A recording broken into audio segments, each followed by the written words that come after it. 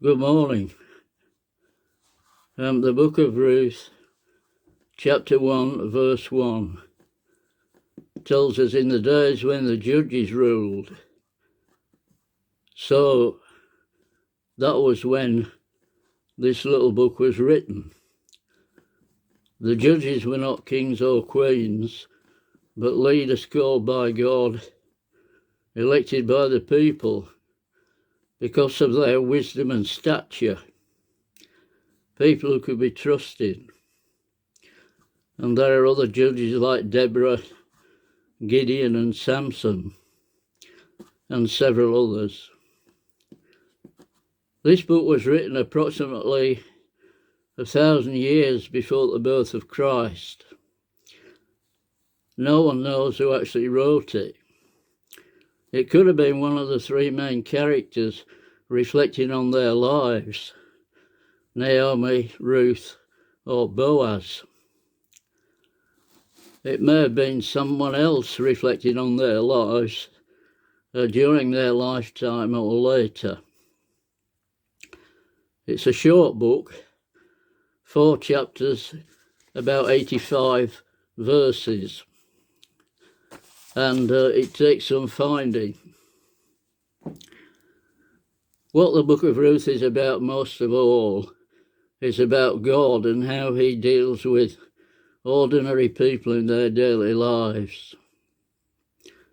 And what Ruth shows is that God is active in the ordinary, everyday lives of men and women, and blesses those who, in spite of everything, trust in him. There are three main characters: Naomi, her daughter-in-law, Ruth, and Boaz. Chapter 1, verse 1.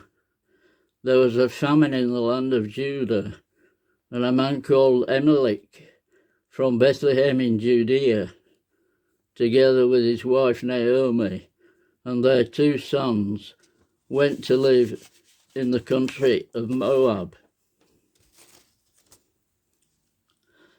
Now, there are plenty of problems in our society, but one we don't suffer from is famine, because of a problem with crops or food supplies.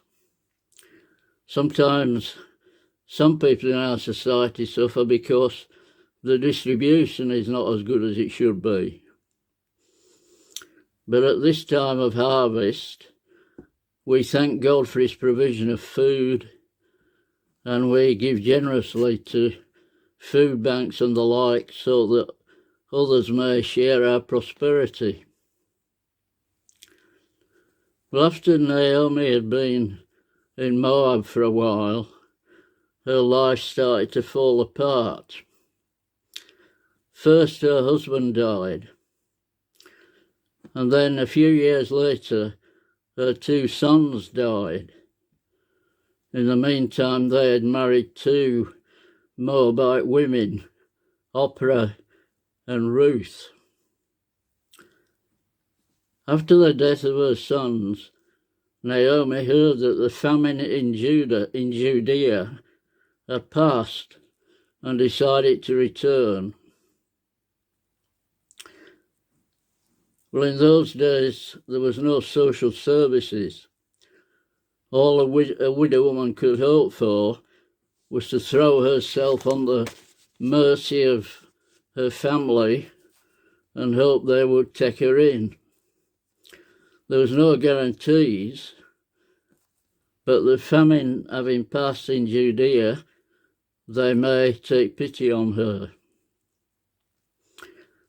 The one bright spot in Naomi's crumbling life was that one of our daughters-in-law, Ruth, wanted to return with her. And so Ruth says, "Don't urge me to leave you or turn back from you. Where you will go, I will go, and where you will stay, I will stay. Your people will be my people, and your God, my God."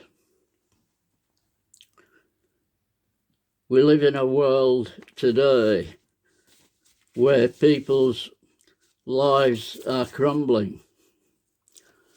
I've heard on the news about the Edinburgh woolen mill shops. They are likely to close down with a loss of 20,000 jobs.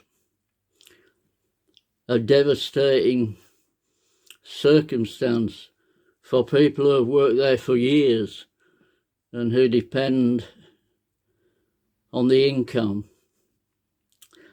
Their lives can be thought to be falling apart.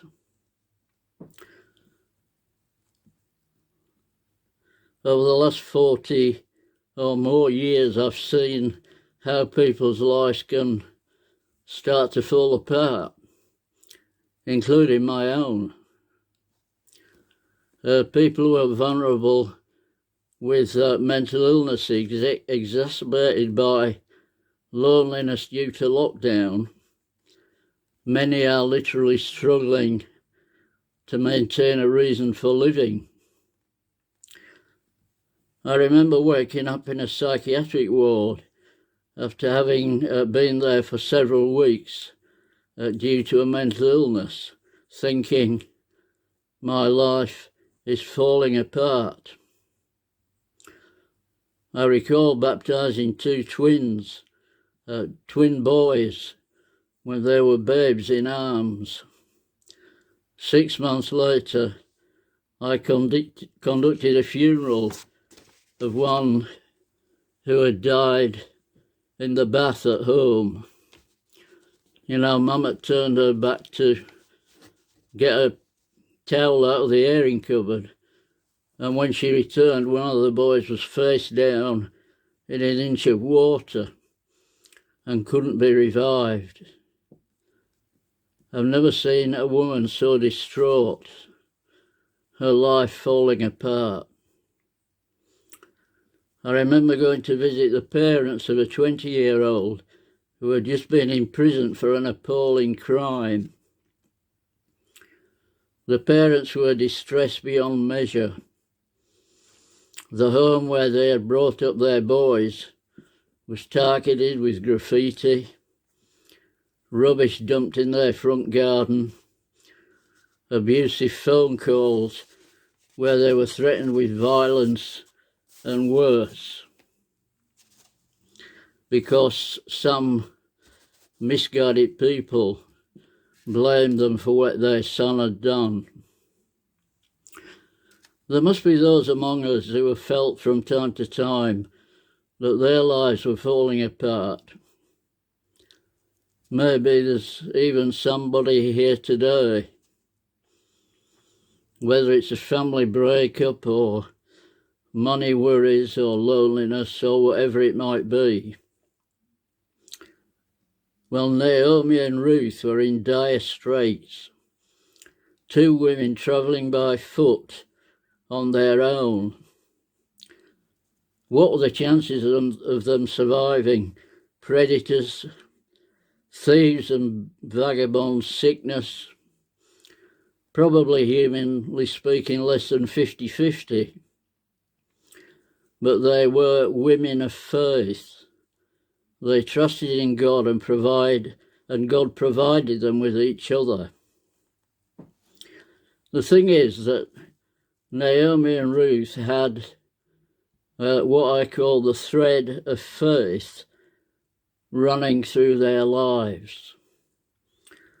I'm reminded of the words of Job, who had lost everything.